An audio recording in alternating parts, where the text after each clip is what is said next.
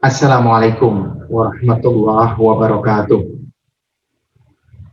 Revolusi industri 4.0 yang memang berbasis teknologi didorong dengan adanya pandemi COVID-19 mengharuskan kita semua untuk dapat mensikapinya.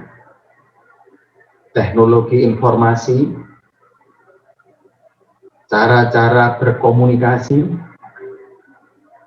acara-acara harus tetap berjalan, tetapi tidak bisa melanggar protokol kesehatan. Untuk itu, belajar memahami media webinar suatu keniscayaan. Menjadi host yang profesional perlu dipelajari. Maka dari itu, mari bersama belajar menjadi host profesional bersama Bapak Jeffrey Bahana SD MKom, dosen Teknik Informatika Universitas Ahmad Dahlan Yogyakarta, yang saat ini akan menjadi pembicara pada acara kita. Selamat mengikuti. Kita langsung memulai acara berkaitan dengan menjadi host profesional, ya. Ini temanya sebenarnya terlalu berat ya, karena profesional itu parameternya mungkin sangat susah sekali, sehingga di dalam mengukurnya, maka saya mungkin lebih kepada mengacu pada review dari Zoom.us itu sendiri, karena di sana ada mengenai tugas dan kewenangan host, co-host maupun alternatif host. Ya, jadi langsung mengacu kepada websitenya Zoom.us.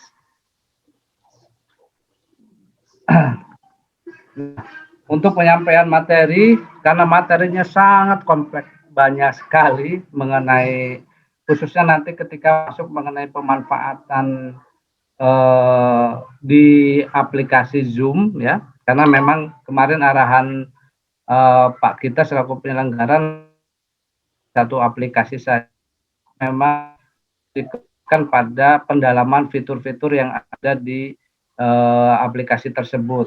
Maka untuk penyampaian materinya ada edisi daring dan edisi luring. Yang insya Allah untuk edisi luring nanti ada seleksi terlebih dahulu hasil dari edisi daring saat ini.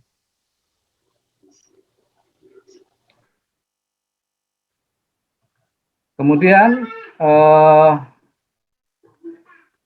untuk konten edisi daring, yaitu ada pengantar sedikit gambaran nanti, kemudian mengenal aplikasi meeting dan conference, ya. Sebenarnya ini lebih kepada video conference, kemudian pengertian host, co-host, alternatif host, kemudian tugas co-host, ya, co-host, alternatif host. Jadi terakhir adalah host pada aplikasi Zoom, ya. Nanti tugas-tugasnya dan lain sebagainya lebih didetailkan di sana.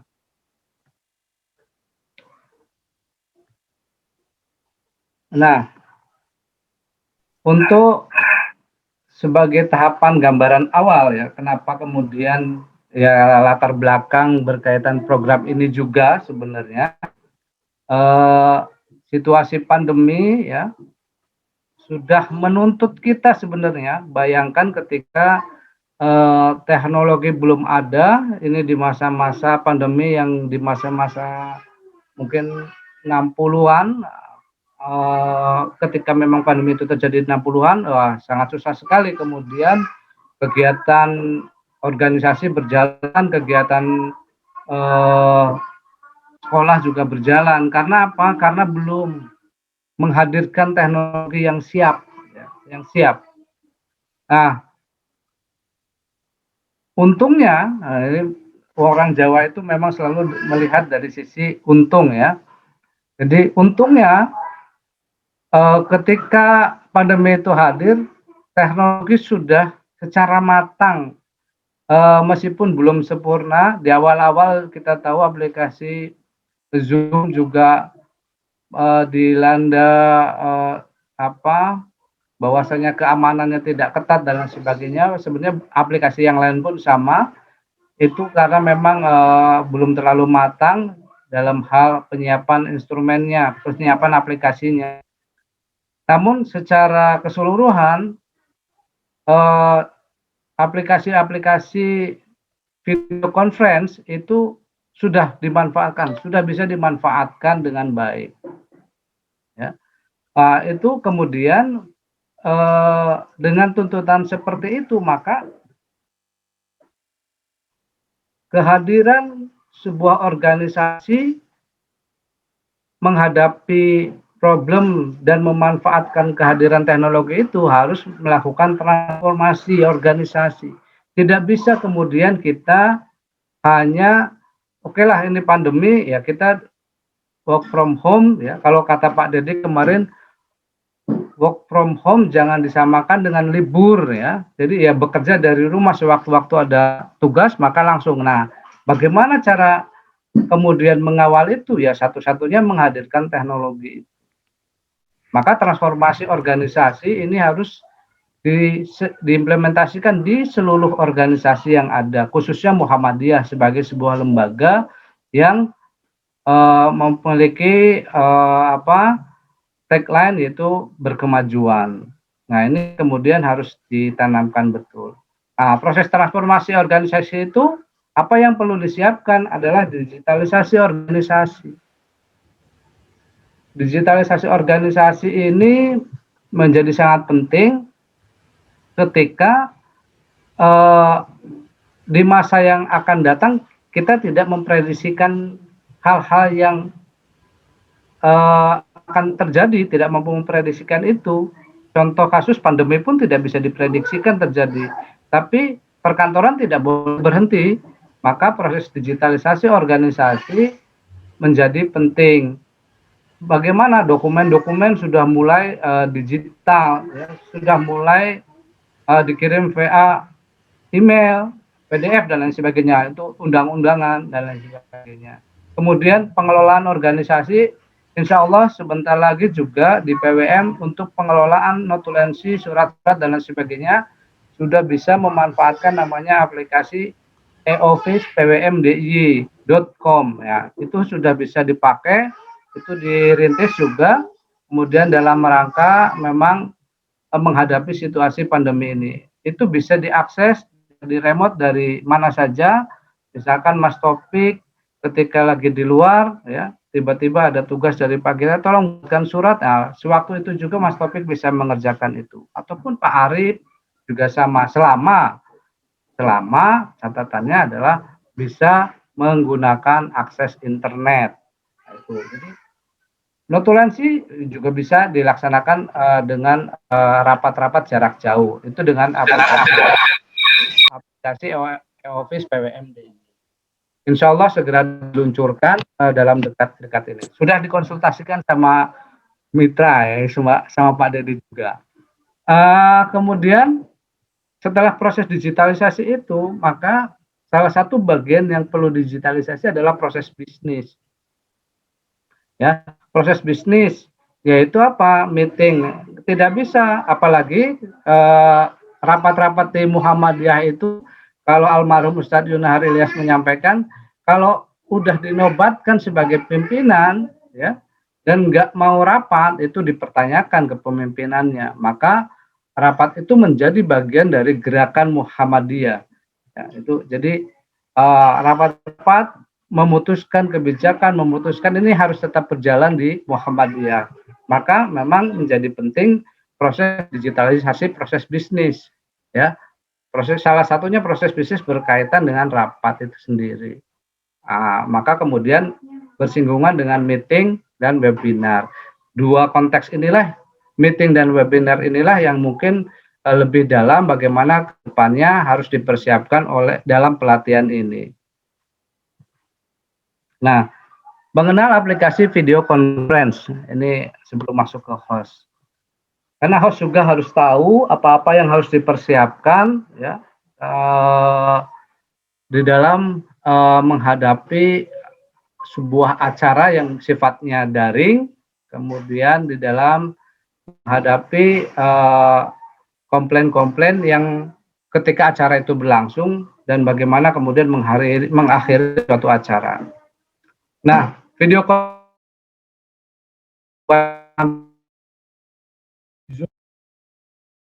sendiri itu ada namanya layanan meeting dan webinar ya di sana. Masing-masing berbeda harga untuk layanan meeting. Untuk layanan webinar, Zoom sendiri bisa sampai angka 10.000 partisipan. Sedangkan untuk meeting tidak sampai angka 10.000 ya. Biasanya untuk online meeting ya, itu biasanya diundang oleh host ya, tanpa registrasi pun nggak masalah. Dia hanya mengetahui ID meeting sama passwordnya saja. Kapasitas peserta memang terbatas, tidak sampai large banget ya.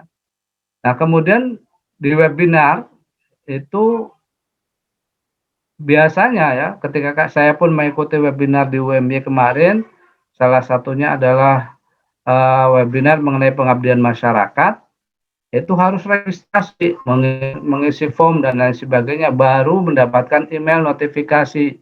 Ini loh linknya dan lain sebagainya. Nah, ini kemudian harus biasanya seperti itu. Apakah di online meeting bisa? Bisa saja disetting, tapi ada terlalu repot karena sifatnya online meeting saja, larinya ke sana. Nah, ini catatan untuk penggunaan aplikasi ya, meskipun ini masih Maret 2020, saya yakin sekarang sudah naik angkanya. Tertinggi itu aplikasi Zoom ya. Kedua, Hangout Meet, ini buatan Google. Skype buatan Microsoft. Kemudian Cisco Web Meeting atau Webex ya. Ini buatan Cisco ya. Kemudian GoToMeeting ya. GoToMeeting memang aksesnya masih belum terlalu banyak. Paling populer adalah Zoom ya. Ini menurut Statco analisis tahun 2020 di bulan Februari. Ini juga sama. Ini di tahun 2020 melihat untuk video conference ya, video conference itu teratas masih didominasi Zoom ya. Yang kedua WhatsApp. WhatsApp ini juga sekarang bisa untuk meeting ya, karena bisa menghadirkan 6 orang, 7 orang, 6 orang maksimal. Kemudian Skype, kemudian Google Duo, Google Meet, FaceTime, Microsoft Teams, Webex, Slack. Ya, ini gambaran mengenai perangkat-perangkat yang bisa digunakan untuk video conference, baik itu meeting maupun webinar. Yang jelas kalau webinar WhatsApp nggak bisa ya. Kemudian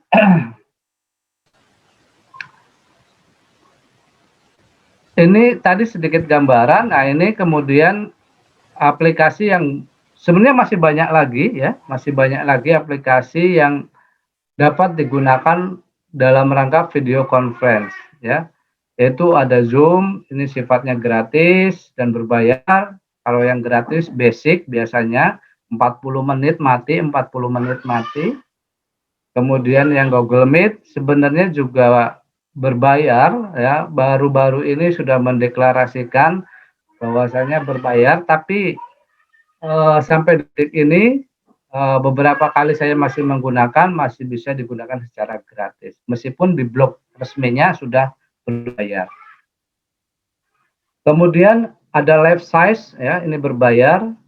Ada Microsoft Teams gratis dan berbayar. Ini juga ada Blue Jeans berbayar juga. Yang paling sering digunakan adalah ya yang Zoom, Google Meet, Microsoft Teams, Webex ya, ada Jitsi ya, ada Skype ya, kemudian ada GoToMeeting tadi. Nah, kalau yang untuk meeting-meeting biasa ada Facebook Messenger, itu bisa video call untuk 6 sampai 8 orang. Kemudian ada ini yang Facebook Messenger ini yang sifatnya desktop ya, diinstal di laptop. kemudian ada namanya WhatsApp. Nah, menarik juga ada CloudX.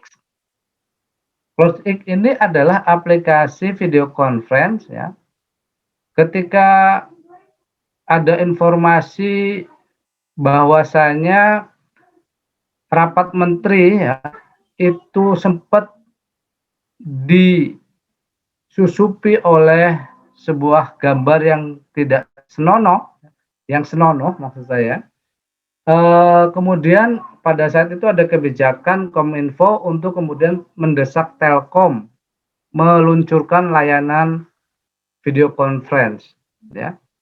Nah, salah satunya yang diluncurkan oleh Telkom adalah CloudX.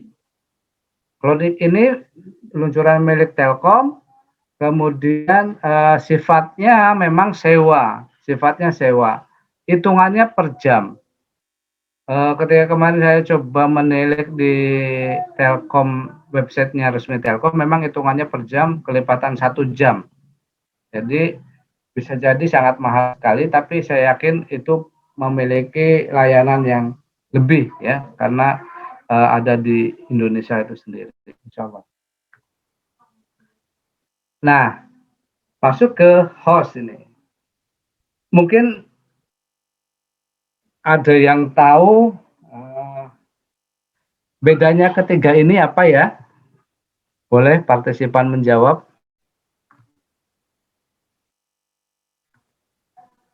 Ada yang tahu mungkin? Host, co-host, dan alternatif host. Ada yang tahu? Dari PDM mungkin, start di PDM.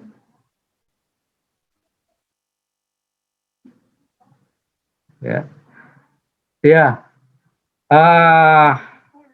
Mungkin langsung saja.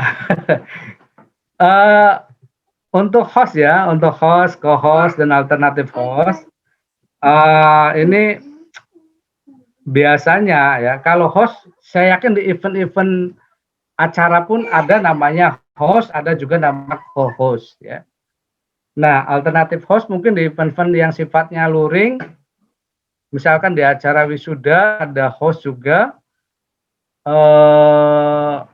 yang mengatur, ada, saya nggak tahu ada alternatif host nggak di yang sifat kegiatan yang sifatnya luring.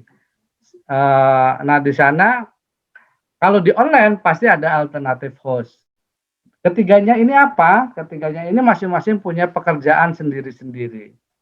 Ya, ini menjadi penting bagi kita yang akan menyelenggarakan sebuah event, ya, akan menyelenggarakan sebuah acara atau akan menyelenggarakan sebuah rapat-rapat.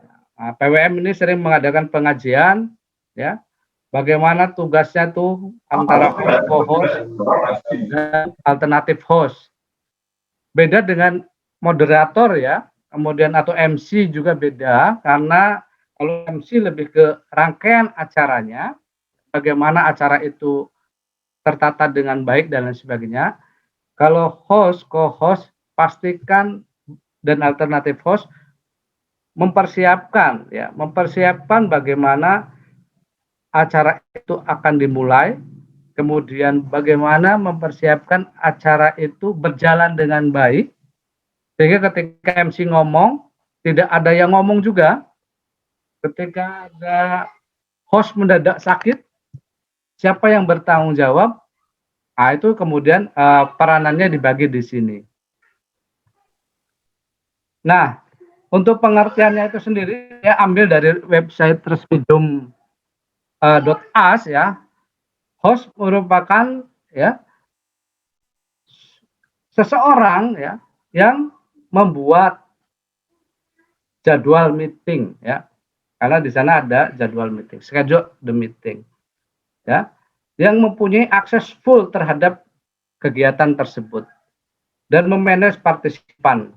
Host ini bisa menjadikan partisipan itu sebagai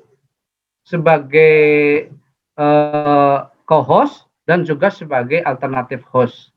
Itu adalah host. Jadi dia punya kekuasaan yang besar, bahkan mau menggulingkan acara tersebut juga bisa oleh host, ya, bisa. Selama berani hostnya. Jadi, ini sekarang ya karena hostnya Mas Topik digulingkan sama Mas Topik, dimatikan semua, sudah selesai acaranya. Jadi itu kekuatan host. Jadi hati-hati sama host ya. Itu menjadi penting. Nah,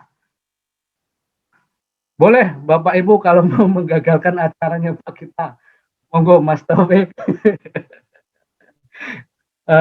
Nah ini co-host, ini host, jadi punya kekuatan yang luar biasa dalam suatu penyelenggaraan acara. Dia bisa men-set siapa yang boleh masuk, siapa yang tidak boleh masuk, ya, bahkan memblok, nah itu boleh, bisa. Kemudian yang kedua ada namanya co-host. Co-host ini adalah pendamping host ya. Jadi co-host ini bertugas membantu host dalam lancarnya acara. Co-host ini bertugas selama acara saja. Dia tidak bisa memulai acara. Ya. Dia tidak bisa start meeting sekarang, tidak bisa. Yang bisa hanya host dan satu lagi yaitu alternatif host nanti. Nah, co-host ini untuk menjadi co-host maka ada pemindahan kekuasaan dari host ke co-host ya. Bagaimana caranya? Kalau di aplikasi-aplikasi yang Zoom Meeting, kemudian Google Meet itu ada klik partisipan, make co-host. Nah, itu bisa di sana. Jadi jadi mengalihkan sebagian kekuasaannya kepada co-host untuk mengatur. Nah, karena host itu biasanya dalam satu seremonial itu cuma satu host, maka untuk membagi tugasnya, ya, misalkan ada peserta yang nakal-nakal dikit nih, maka tugasnya co-host membantu host. Host ketika memikirkan yang lain, bagaimana kelancaran acara, maka co-host membantu memute peserta yang rewel atau mengeluarkan peserta juga bisa, ya, untuk co-host itu sendiri. Misalkan peserta itu namanya nggak jelas. Ketika ditanya juga nggak mau melaporkan, maka itu tugasnya co-host untuk drop out dari forum yang berbahaya ini. Kemudian alternatif host. Alternatif host ini jarang dipakai. Alternatif host ini jarang dipakai karena apa? Karena mungkin ketika setting meeting awal, schedule meeting, biasanya dikosongkan. Padahal alternatif host ini menjadi penting ketika host tiba-tiba sakit, tidak bisa membuka Zoom atau aplikasi yang akan digunakan. Ketika tidak bisa ada yang mengaktifkan acara itu, maka acara itu akan gagal, ya, tanpa host, dan sudah dipastikan lalu lintas acara tidak bisa berlangsung dengan baik. Maka alternatif host sebenarnya penting sekali. Nah, nanti bagaimana cara membuat alternatif host? Nah, nanti akan ada tutornya di belakang. Nah, ini tugasnya host. Host dalam suatu acara itu jangan terlalu banyak bicara ya. Langsung mulai do it aja kalau host ya. Nanti kalau MC lah, tugasnya MC harus banyak bicara itu. Jadi ini saya ngambil cuplikan dari kata-kata dari Walt Disney ya, berkaitan the way to get start is to quiet and begin doing ya. Jadi larinya ke sana. Nah, tuh tadi sekelupas mengenai pengertian host, co-host dan alternatif host, maka ada minimal lima tugas utama yang harus dilakukan oleh host, yaitu membuat jadwal meeting ya, sehingga meeting itu berjalan, bisa disiapkan dari awal. Kemudian memulai meeting, tadi seperti yang sudah disampaikan, meeting itu tidak akan berjalan kalau host tidak memulainya ya. Untuk daring meeting, maka dengan salah satu tombol klik acara. Kalau luring sih mungkin bisa digantikan oleh siapa saja sewaktu-waktu. Tapi kalau daring, karena ini menggunakan platform aplikasi tertentu, maka harus ada yang mengeklik tombol itu. Nah, itu memulai acara. Yang kedua, meningkatkan keamanan meeting. Ini juga tugasnya host. Ya. Ketika melakukan schedule pembuatan meeting, maka host harus paham mana layanan-layanan yang harus dimatikan, mana layanan-layanan yang harus diaktifkan di dalam sebuah host, di dalam sebuah acara. Kemudian yang kelima, wajib kiranya host itu membuat co-host. Karena apa? Sewaktu-waktu host itu hilang sinyal atau mendadak keluar, itu langsung co-host itu jadi host oleh sistem seperti itu. Namun ketika dia balik lagi dengan akun resminya, maka dari host yang tadi menjadi co-host dipindahkan lagi kepada host yang resmi. Jadi co-host itu penting sekali dalam suatu acara. Kemudian yang kelima, yang keenam adalah melakukan setting aplikasi tambahan.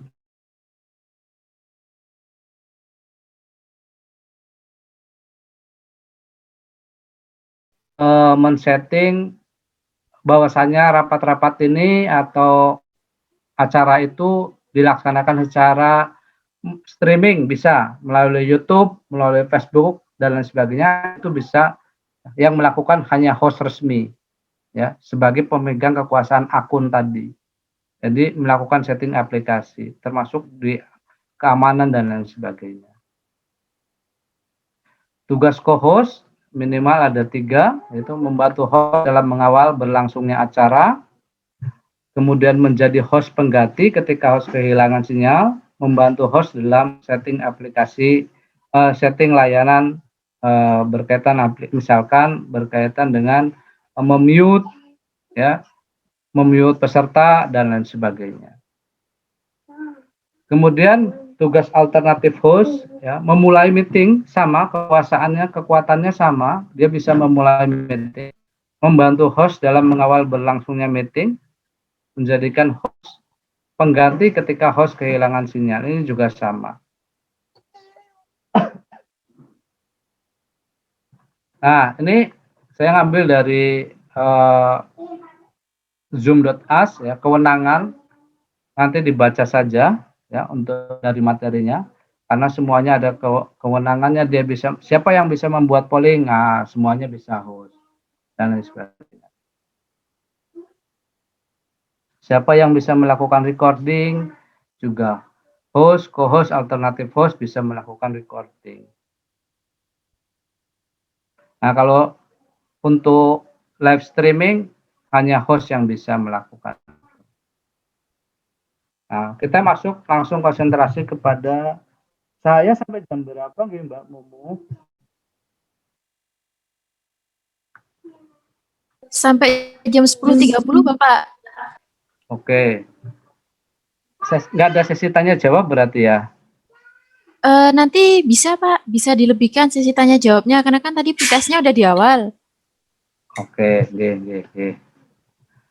oke.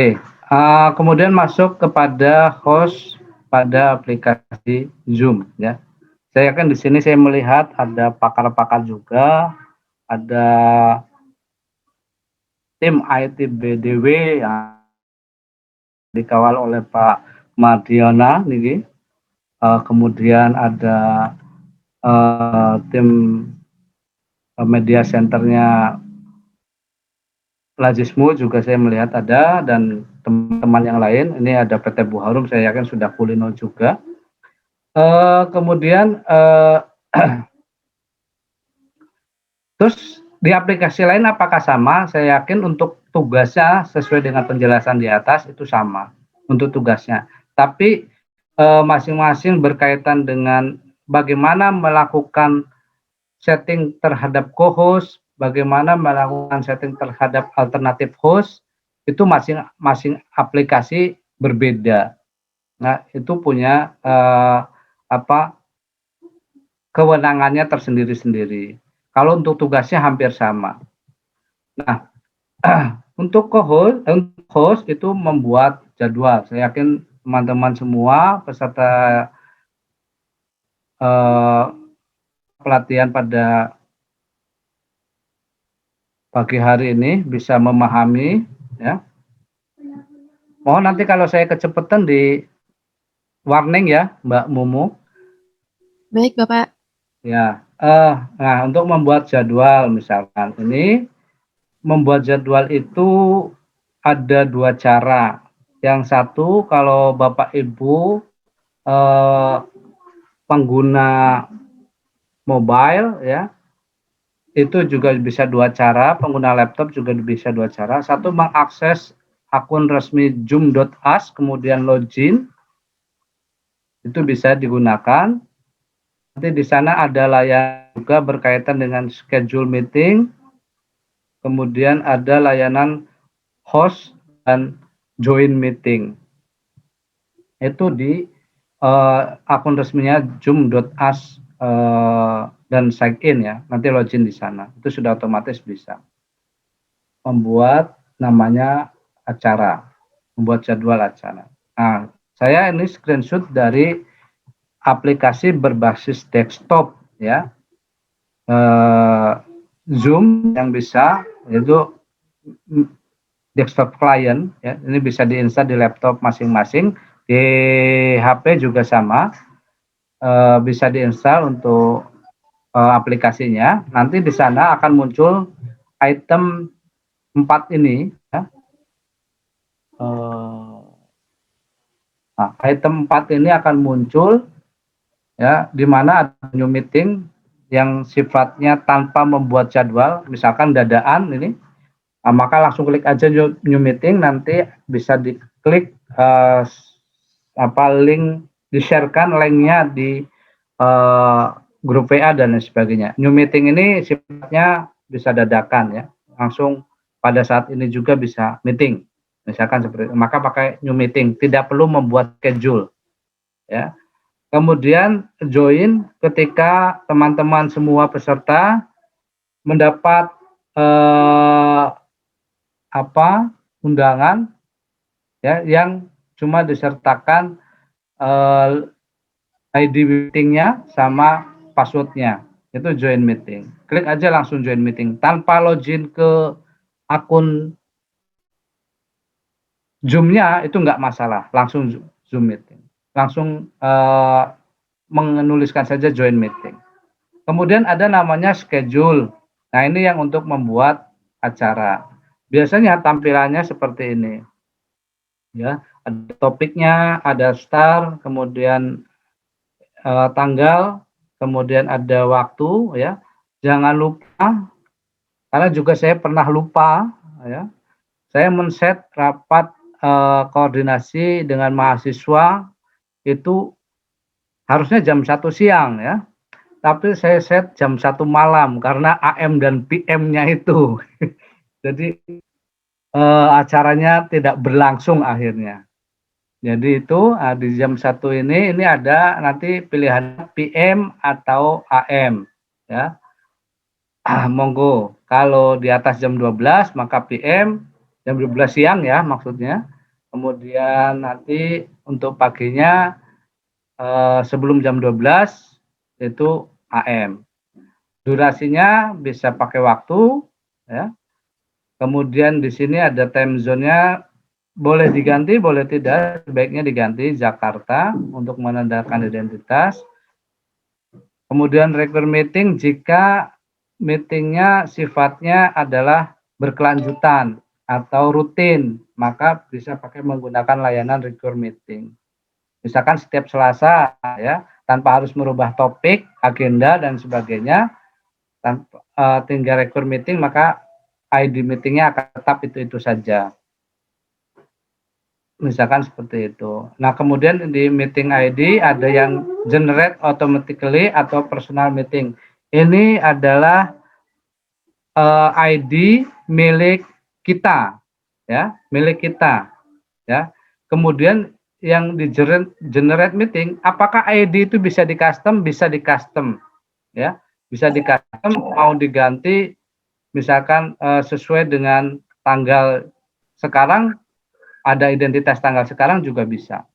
Jadi bisa di-custom. Kemudian ada generate automatically. Nanti muncul ID-ID yang sudah generate.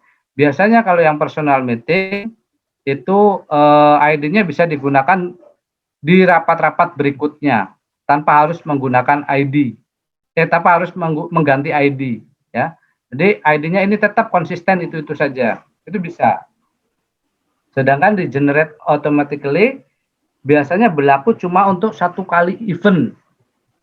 Karena dia mengenerate untuk event itu sendiri. Jadi dia hanya sekali saja. ID-nya sekali pakai. Kalau ini bisa berkali-kali pakai. Kemudian untuk security-nya ya ada namanya biasanya ada passcode.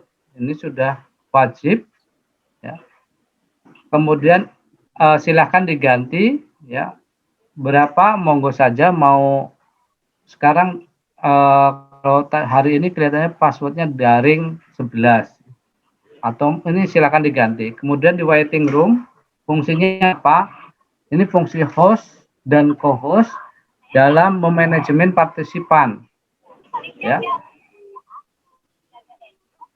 Waiting room fungsinya misalkan keterbatasan jumlah partisipan harusnya 100 misalkan ya, karena kita punya fasilitas 100 partisipan, maka tugas host dan co-host menseleksi.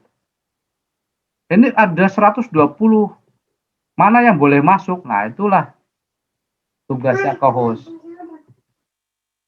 Dari yang 999 itu ada hanya boleh satu masuk. Maka kalau bisa, karena kalau ruangnya terbatas dan melibatkan banyak acara, banyak orang dan orang penting misalkan, maka sebaiknya manfaatkan waiting room. Ya, kalau melibatkan orang penting. Pernah kejadian saya di UAD juga, penerjunan KKN, ternyata Pak Camat nggak bisa masuk karena roomnya penuh. Termasuk kejadian juga karena itu hostnya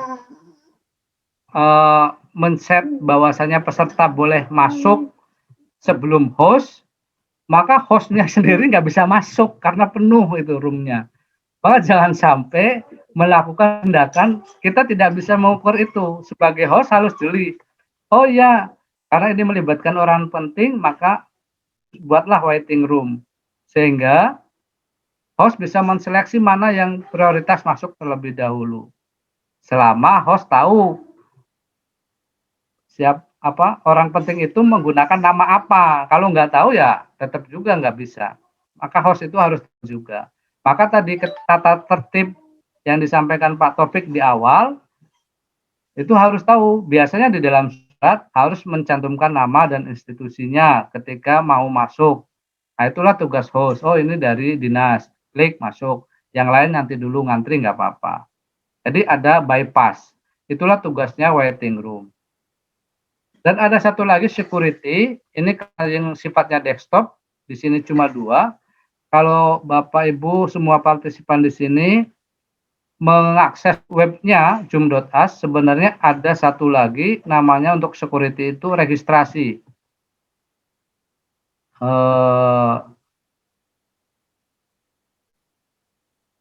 Bagian registrasi. Nah, ini membuat registrasi. Ini di bawah yang tadi ini ada namanya registrasi required ya. Jadi registrasi ini peserta harus registrasi terlebih dahulu. Nanti dijelaskan lebih banyak ke sini. Kita masuk ke slide sebelumnya dulu.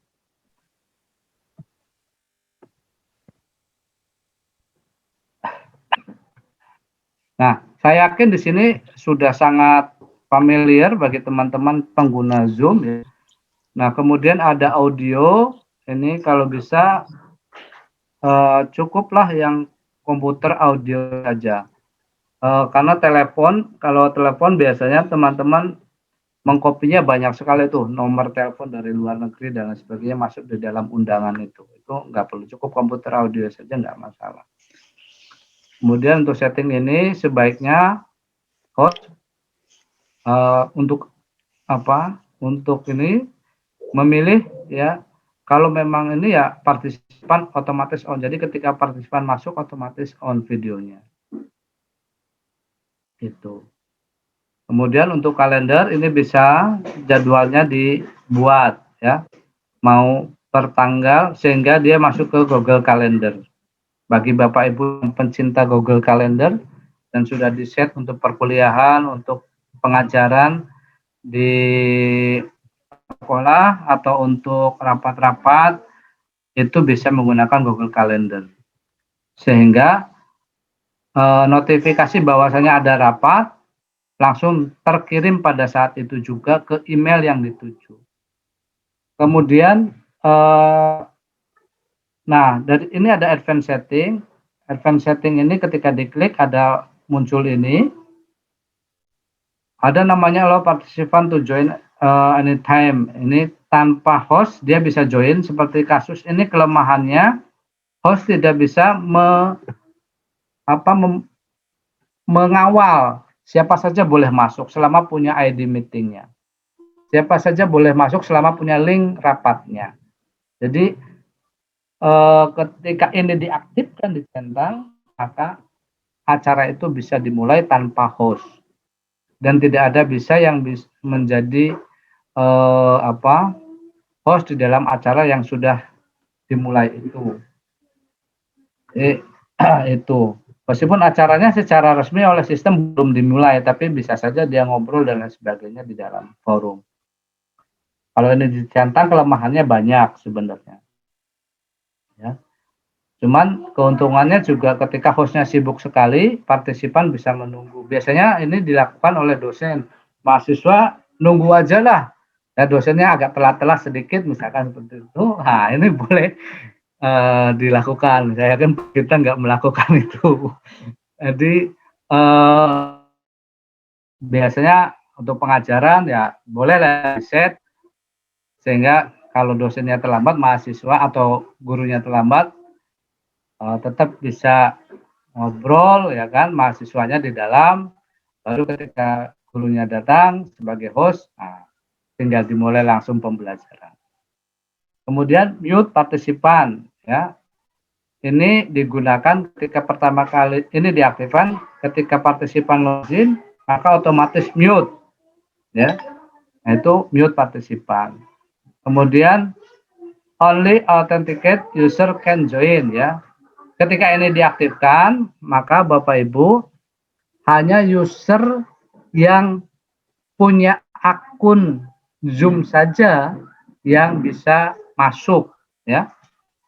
Jadi caranya Pak, user itu harus login dulu terhadap aplikasi Zoom, baru dia bisa login ke rapatnya kita atau ke conference kita. Kemudian automatic recording, otomatis merekam juga bisa di-set. Nah, di sini alternatif host, nanti kita akan membahasnya lebih jauh. Nah, untuk alternatif host, ya, tadi kita tahu alternatif host ini penting sebagai tugasnya, maka sebaiknya di-set di awal. Caranya bagaimana? Ini Bapak Ibu, kalau Bapak Ibu memiliki aplikasi klien desktop ya, di sana ada namanya home, chat, meeting, dan kontak. Maka Bapak Ibu klik aja kontak ya, nanti otomatis di sini nih di tanda plus ini Bapak Ibu add kontak akan tampil ini. Inilah yang akan masuk sebagai alternatif host ya. Daftar kontak yang ada di sini dia bisa dijadikan alternatif host. Maka misalkan Mas Topik sebagai host, dia membuat seluruh memasukkan email-email ya, email-email yang memiliki relasi dengan Mas Topik ya, artinya email yang dipercaya sebagai alternatif host nantinya, maka dia masukkan di sini, kemudian add kontak. buat aja banyak semuanya. Namun hanya bisa nanti ketika di sini boleh satu. Jadi alternatif hostnya silakan nanti diketik. Nanti akan muncul kalau di sana tadi di daftar yang tadi sini itu sudah dimasukkan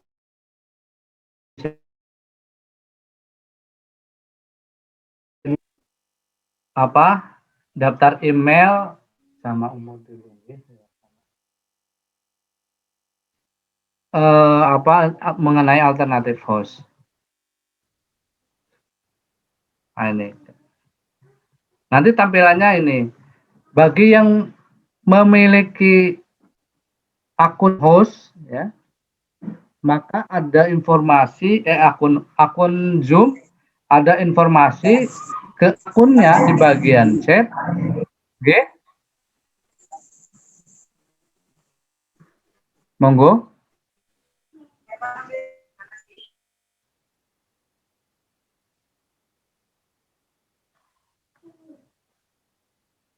Oke, tak lanjut sebentar.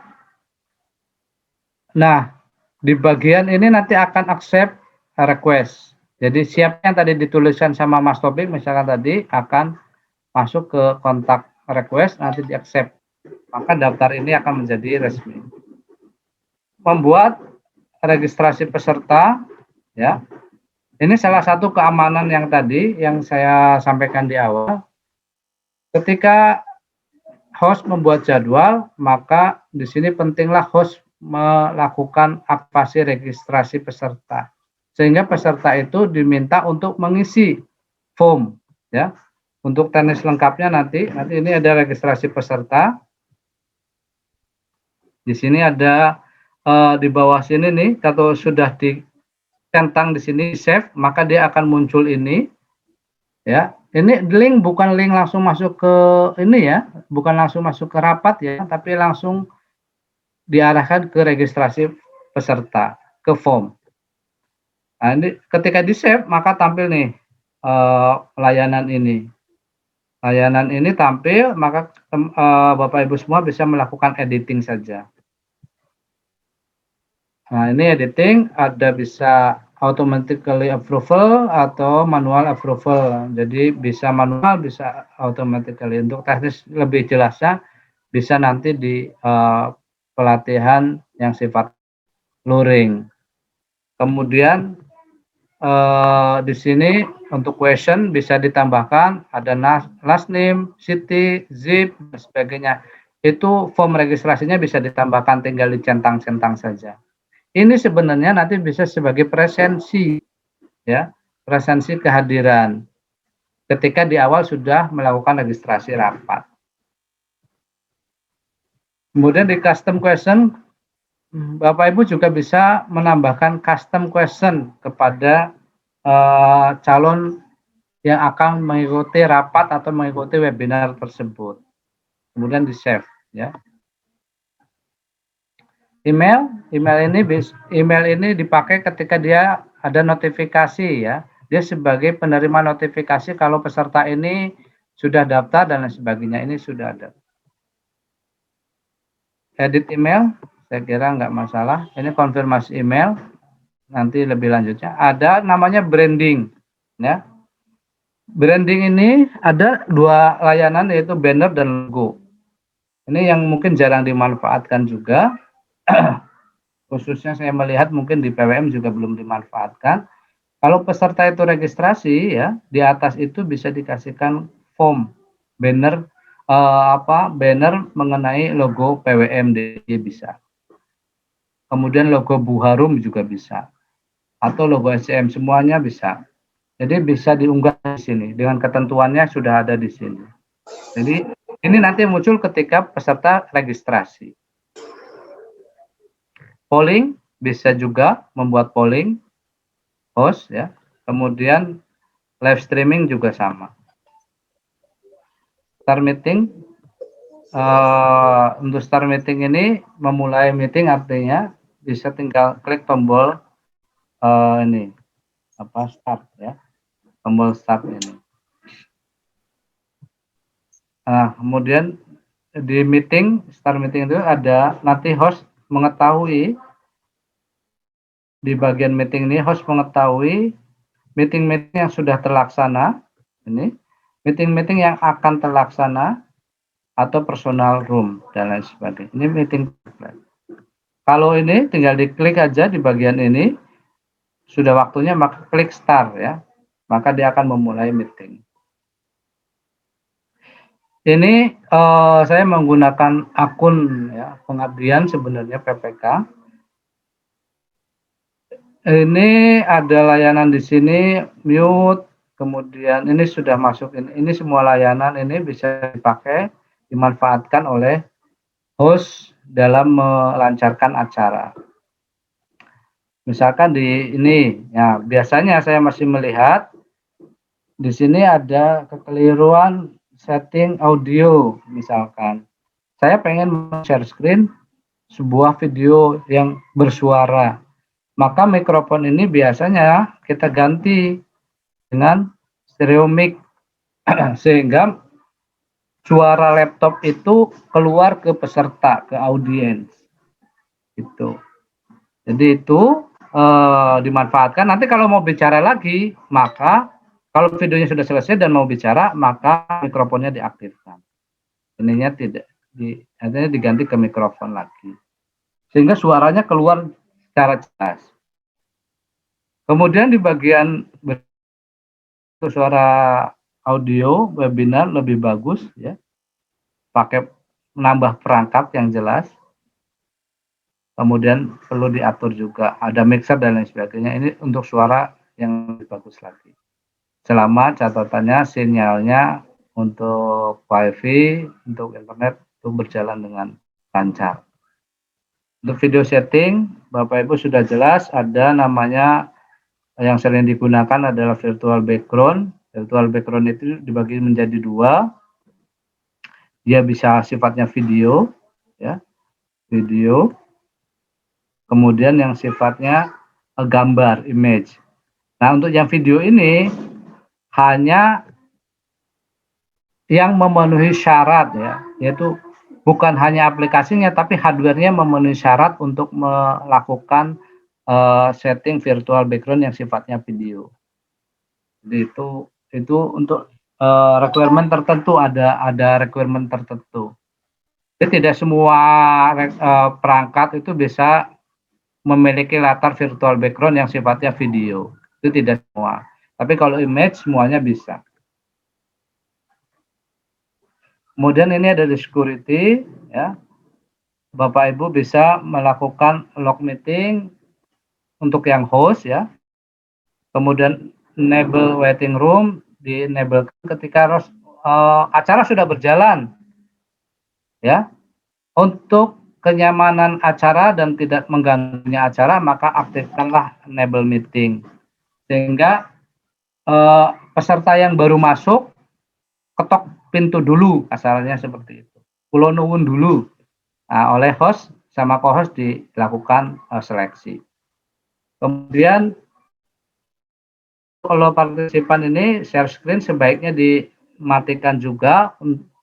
Jadi peserta tidak sembarangan kemudian klik share screen langsung tampil, itu kan bahaya sekali. Maka itu harus dimatikan untuk share screen. Hanya orang-orang yang bisa share screen saja, yaitu co-host, host, dan jadi jabatannya diberikan. Ya. Kemudian chat sebaiknya dimatikan dalam forum-forum resmi karena mengganggu. Ya. Karena mengganggu. Karena apa? Ketika narasumber atau pejabat ngomong itu entar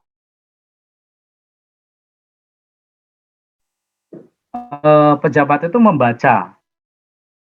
Ini ada warning apa seperti itu, mengganggu. Kemudian rename themselves ya. Bisa mengganti nama sendiri. Sebaiknya juga kalau untuk keamanan ya, untuk keamanan itu sebaiknya menggantinya sebelum masuk saja. Jadi ketika sudah masuk di disable. Kalau dia tidak sesuai dengan konstitusinya, sesuai dengan kewenangannya, maka dia dikeluarkan saja untuk masuk. Kemudian unmute themselves. dia bisa mengaktifkan sendiri dan tidak jadi untuk mic-nya. Sebaiknya kendali mic ada di host. Kalau acara-acara resmi, ya, itu menjadi penting. Kemudian next untuk polling, Bapak Ibu, kalau selama ini kita mungkin menggunakan layanan aplikasi Google Form dan sebagainya, di Zoom sendiri sudah bisa ada polling, ya. Nanti hasilnya keluar juga.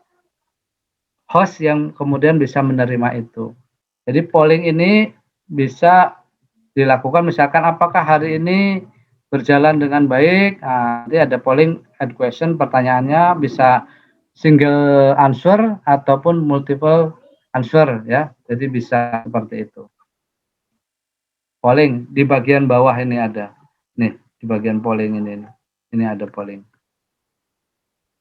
Kemudian bagian share screen, ya, ada one participant can share at time atau multiple. Jadi bisa bareng-bareng.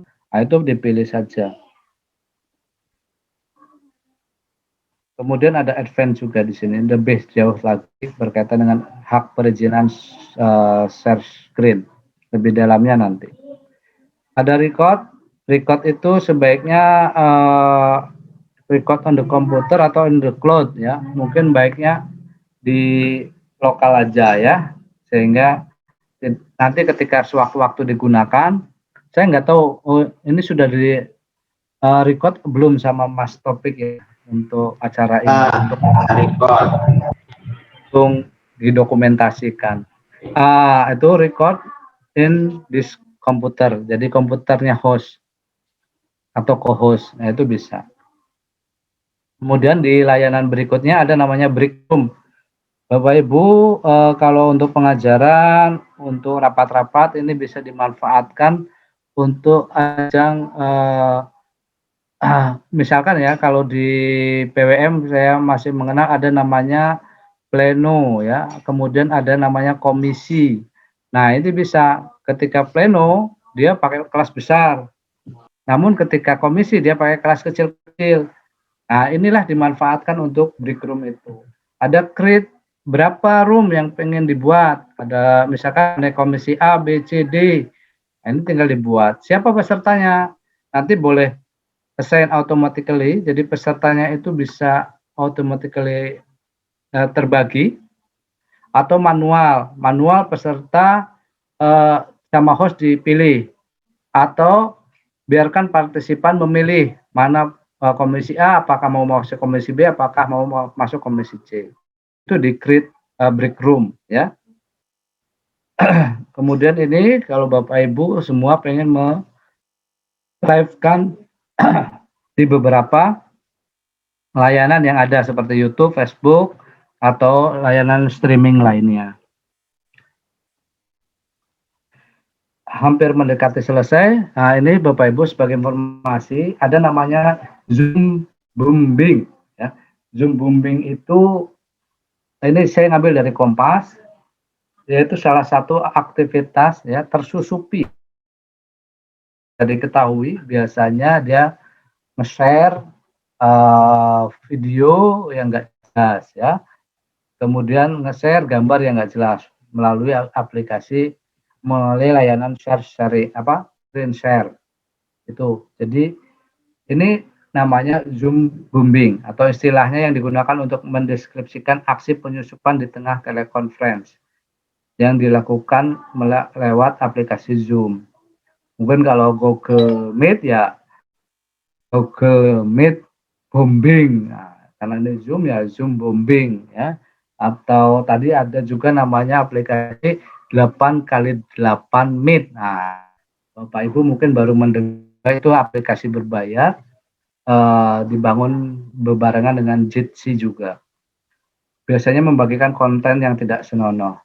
Nah, ini apa yang untuk keamanan, ya, host silakan melakukan setting-setting yang ada di fitur Zoom.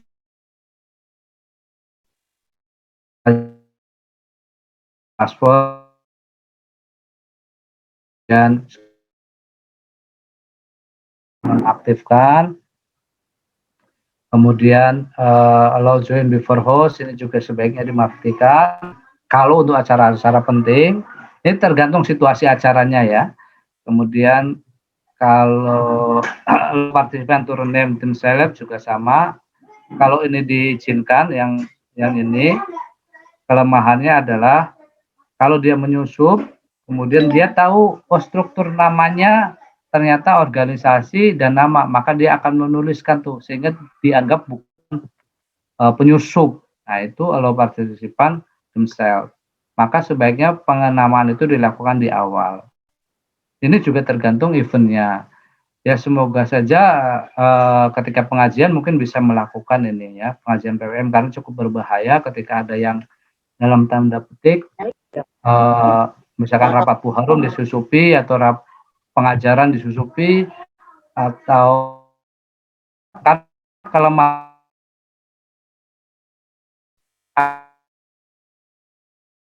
kita itu kelemahannya, maka menjadi tidak aman. Maka ketika itu tidak aman, lakukan ini juga langkah-langkah ini.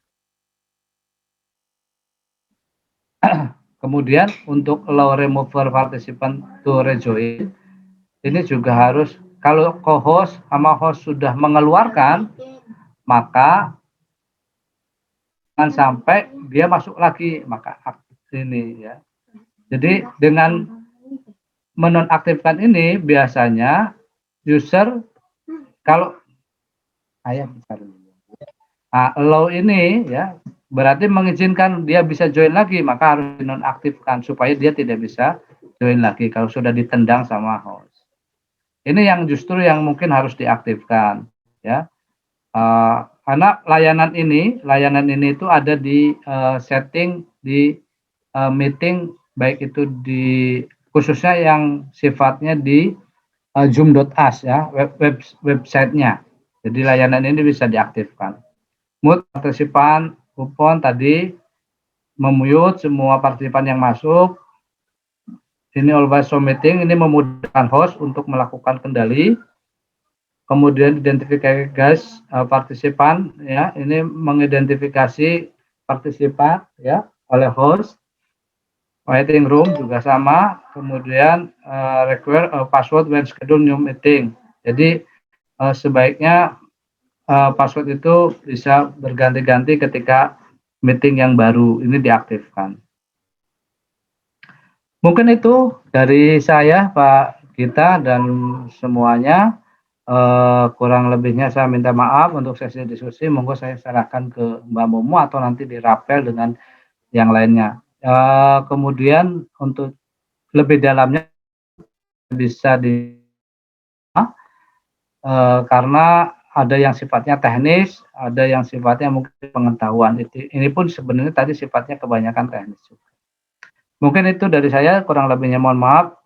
Billahi fissabil haq, wastabiqul khairat. Assalamualaikum warahmatullahi wabarakatuh.